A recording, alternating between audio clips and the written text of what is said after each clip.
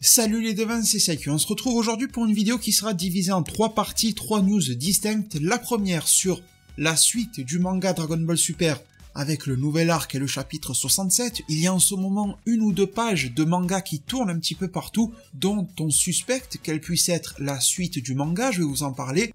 Ça bouge également par rapport à Xenoverse 3 et dans cette période de fin d'année c'est intéressant à analyser. Et également nous avons des informations, même des révélations dans le manga Super Dragon Ball Heroes, mais qui vont être implémentés par la suite dans l'anime Super Dragon Ball Heroes par rapport aux 2 végétaux et à l'évolution de Fyu. Premièrement, vous avez été très nombreux à me questionner sur cette page. Il y en a aussi une deuxième dans laquelle on voit Freezer avec cette même capuche qui tient dans la main une Dragon Ball et tout ça après Invocation Run ou un délire comme ça. Mais c'est surtout pour celle que je vous affiche là à l'écran que vous avez été très nombreux à me contacter et je vous avoue, j'ai pas pu suivre la cadence pour répondre à tout le monde, donc je le fais ici.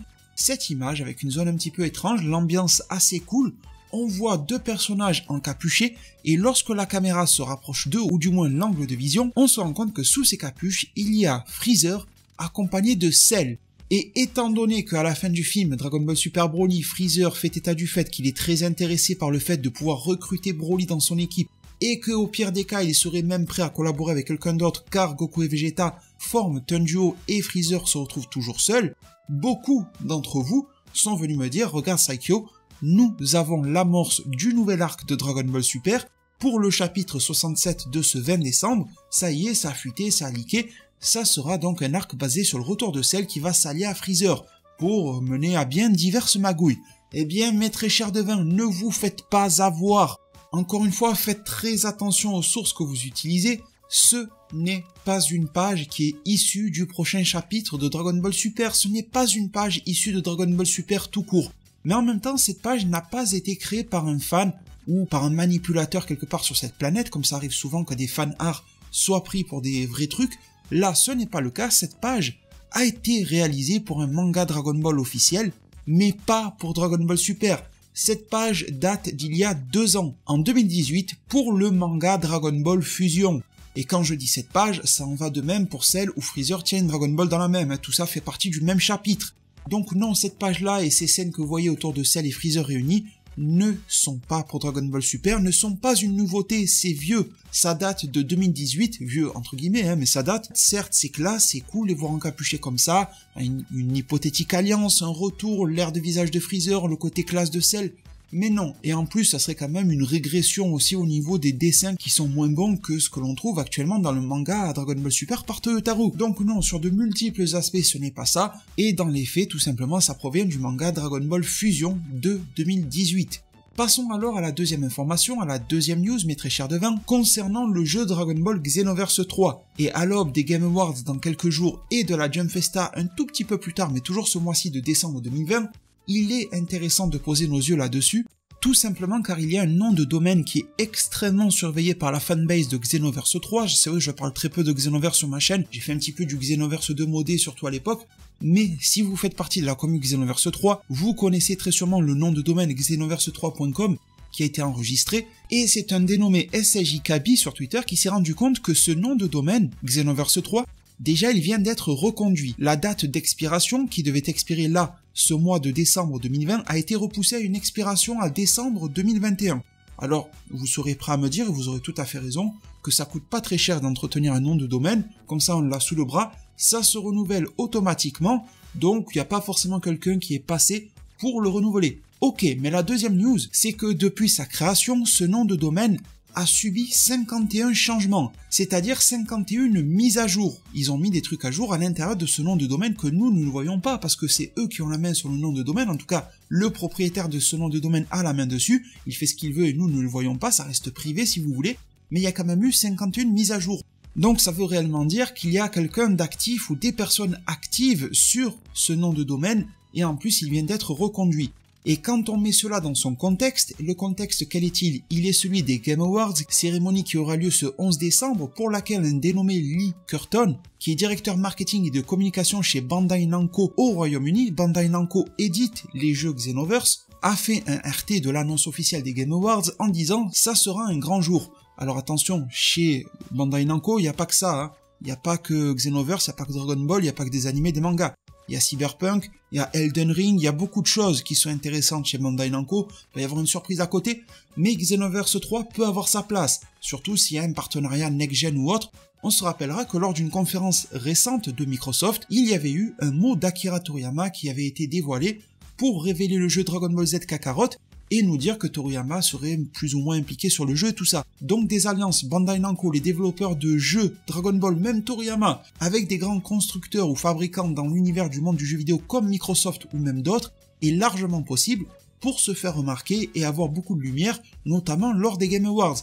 Également, il y a la Jump Festa, et là on change d'ambiance, on passe de la folie de la décadence américaine à l'univers japonais, qui en fait peut-être un petit peu moins, qui est peut-être un peu moins popcorn et feux d'artifice, mais la Jump Festa a commencé à faire depuis quelques années ce que le Tokyo Game Show ne fait plus. Au Tokyo Game Show, on y voit très peu, voire presque plus de gros jeux AAA sur console, sur PC, il y en a toujours mais très peu, les annonces se font extrêmement rares.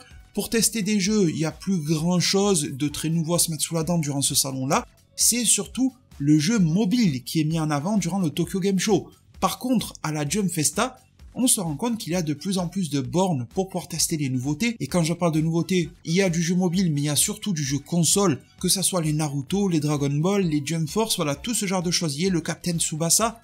L'an dernier, il y avait même le jeu One Punch Man, ce qui m'a un petit peu étonné, mais il y était quand même. Donc la vitrine jeux vidéo issu d'anime manga qui faisait le fleuron du Tokyo Game Show a tendance à être fortement transférée vers la Jump Festa. Ça pourrait être un lieu parfait d'annonce pour Bandai Namco ou de révélation tout simplement concernant un hypothétique Xenoverse 3. Encore une fois, cela n'est qu'un nom de domaine qui vient d'être mis à jour, qui a subi 51 mises à jour depuis son existence et qui vient d'être reconduit. Il faut prendre alors un maximum de pincettes car rien n'est acté, rien n'est avéré sur la base d'un nom de domaine, mais mis dans son contexte, encore une fois, c'est très intéressant. Dernière news pour cette vidéo, ça sera du côté alors de Super Dragon Ball Heroes. Nous avons d'excellents aperçus de ce qui va se passer prochainement dans le manga et par extension dans l'anime Super Dragon Ball Heroes. Nous y apprenons de manière ferme et définitive que les visuels que nous avions vus de Fyu qui avaient évolué sont bel et bien un Fyu qui devient le roi du royaume des démons. Il le devient à la place de Mechi Kabura.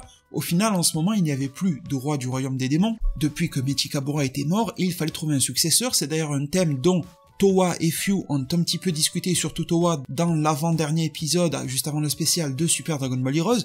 Et dans ce manga, on y voit une image en mode symbolique, Mechi Kabura n'est pas revenu, mais dans laquelle le précédent roi des démons tient dans sa main le futur, qui est en plus sa progéniture, et ils sont de la même famille, Fyu et Mechi Kabura.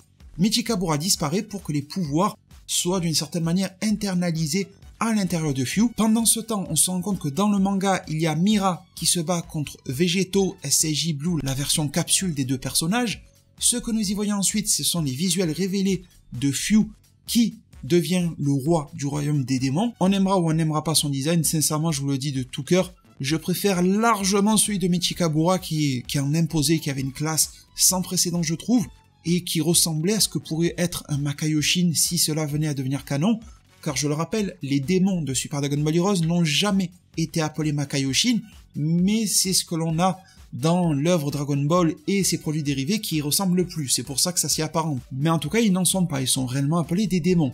Et du coup, ce nouveau roi des démons va faire face à Vegeto SCJ Blue. Fyu semble utiliser de tout nouveaux pouvoirs qui ont l'air très démoniaques, il invoque des espèces de chauves-souris bizarres, un délire comme ça.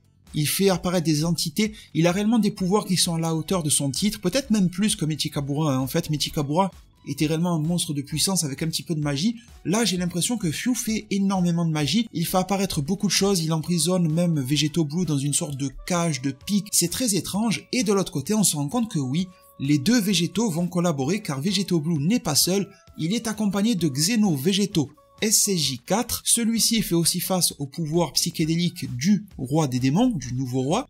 Il se fait emprisonner à l'intérieur d'espèces de grosses mains de chauve-souris, en tout cas c'est ce à quoi ça ressemble, mais Xeno Vegeto SCJ4 va s'en sortir, va s'en libérer avec grande classe car il va passer en mode Super Saiyan 4 Full Power, le fameux Genkai Toppa, le dépassement des limites.